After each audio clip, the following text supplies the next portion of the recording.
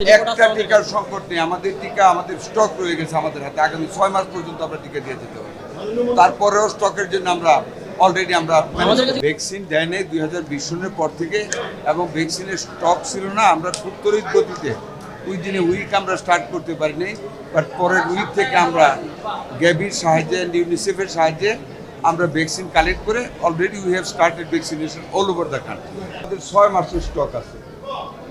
all 9 vaccines we have at our hand, including যক্ষা, BCG সহ সমস্ত টিকা আমাদের হাতে আছে, কোনো প্রবলেম নেই, এবং গ্রাম এলাকায় কাজ চলছে। এখানে কি স্টকে আছে? আমাদের স্টকে আছে এবং অন দ্য লাইন আছে পর্যাপ্ত পরিমাণ।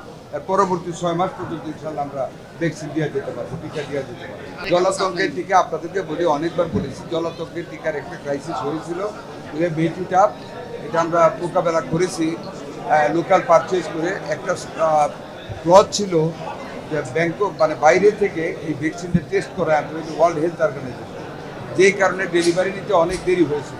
আমরা ওই ক্লজটা উইথড্র করেছি, আমরা লোকালি পারচেজ স্টার্ট করেছি ইনসেপ্টা থেকে, one the major producer of anti rabies vaccine আর পপুলার।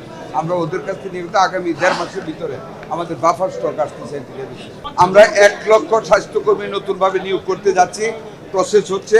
ইনশাল্লাহ আগামী কিছুদিনের ভিতরে দেখবেন আমরা মানে স্বাস্থ্যকর্মী নিয়োগ করতে যাচ্ছি। আপনাদেরকে আরও জানিয়ে রাখি, স্বাস্থ্যসেবার মান উন্নত করার জন্য আমাদের কিছু কিছু লোক আমাদের সম্মানিত ডাক্তারদের উপর আঘাত আনে।